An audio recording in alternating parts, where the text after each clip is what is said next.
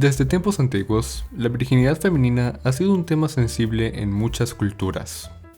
En la Edad Media, ser virgen o no ser virgen realmente podía marcar la diferencia para la vida de una mujer. Sin embargo, la realidad era que muchas mujeres medievales no conservaban la virginidad hasta el matrimonio, lo que las ponía en grandes aprietos. ¿Cuál era entonces la solución? Había que fingirla. ¿Cómo fingían la virginidad las mujeres de la Edad Media? Uno de los problemas prácticos que toda mujer de la Edad Media debía resolver era el matrimonio.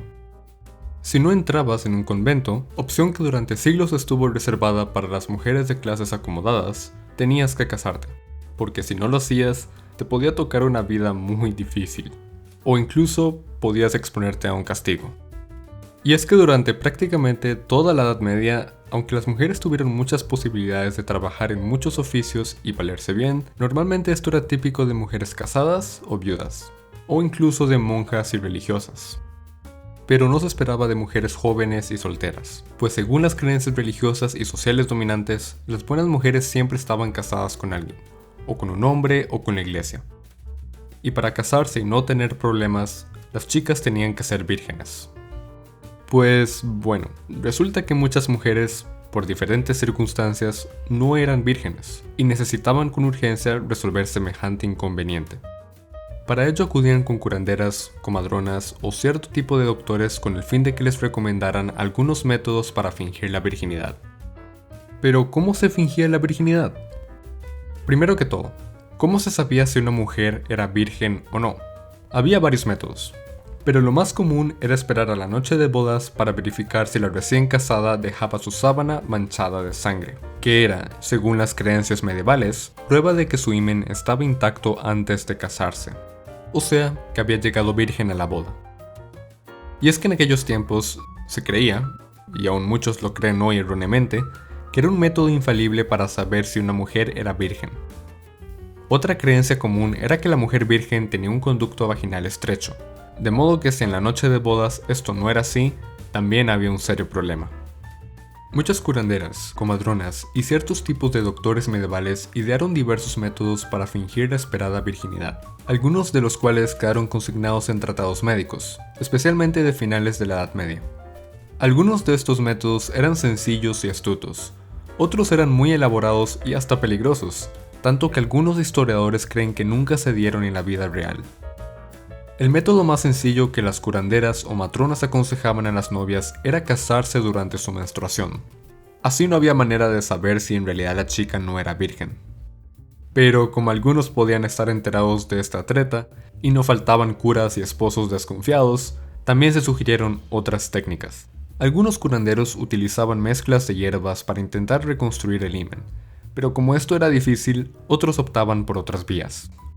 Un tratado del siglo XI, titulado De las enfermedades de las mujeres, escrito o compilado por una mujer médica llamada Trotula, indicaba que se podía fingir la virginidad de dos maneras básicas. Una era procurando el necesario sangrado falso, y la otra era estrechando el conducto vaginal. Entre los métodos recomendados por Trotula para lograr la estrechez había uno aparentemente sencillo. Lo que había que hacer era introducirse polvo de natrón o de arándanos y con eso, según Trotula, se estrecharía maravillosamente. Suena fácil, ¿no? Pues no. El natrón no era un mineral de fácil acceso para una mujer necesitada de una solución urgente. Tampoco se aclaraba cuánto aplicarse.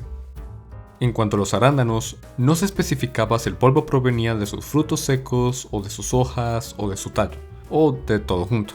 Otros métodos sugeridos por Trotula para lograr la estrechez eran más complicados. Uno de ellos sugería que la mujer mezclara clara de huevos con agua en la que se hubiera cocinado polio u otras hierbas calientes no especificadas, que empapara un trozo de tela de lino y se lo introdujera unos 2 o 3 días, cambiándoselo constantemente hasta lograr su objetivo.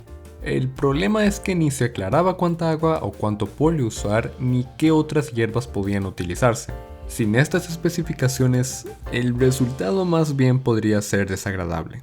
¿Y qué sucedía con el fingimiento del sangrado? Aquí las cosas se ponían más serias aún. Uno de los métodos sugeridos por los medievales y que Trotula también incluye en su tratado era el uso de sanguijuelas. Sí, como lo oyeron, Sanguijuelas vivas, que la mujer debía introducirse en ya ustedes saben dónde, la noche antes de su boda, para que estos bichitos mordieran su interior y provocaran suficiente sangre auténtica como para engañar al marido. Trotula avisaba que debía tenerse cuidado de que las sanguijuelas no se adentraran demasiado, aunque no especificaba cómo podía uno cuidar algo así, y es de suponer que debían ser retiradas antes del coito, no fuera que hubiera algún accidente difícil de explicar. Otro método más peligroso aún era la introducción de una pomada hecha a base de vidrio triturado con tinte, también la noche anterior a la boda, que sin embargo Trotula no lo recomendaba por ser demasiado extremo, aunque según ella era utilizado por las prostitutas que querían parecer virginales. Igualmente, el cirujano italiano Guillermo de Saliceto del siglo XIII proponía que luego de bañarse con hierbas y aplicarse ciertos ungüentos, la mujer se introdujera al intestino de una paloma cargado de sangre, el cual se rompería la noche de bodas y sería la supuesta prueba de su virginidad. Algunos historiadores dudan seriamente de que estos métodos extremos hayan sido realmente puestos en práctica. Sin embargo, quién sabe. Quizá todo dependía de cuán necesitada o desesperada estaba una mujer, y cuán atrevida era. Muchos podrían pensar, ¿y por qué no simplemente permanecer virgen? ¿Por qué meterse en tantos problemas? Bueno, ser virgen no era necesariamente tan fácil en aquel entonces. Pero esa es otra historia.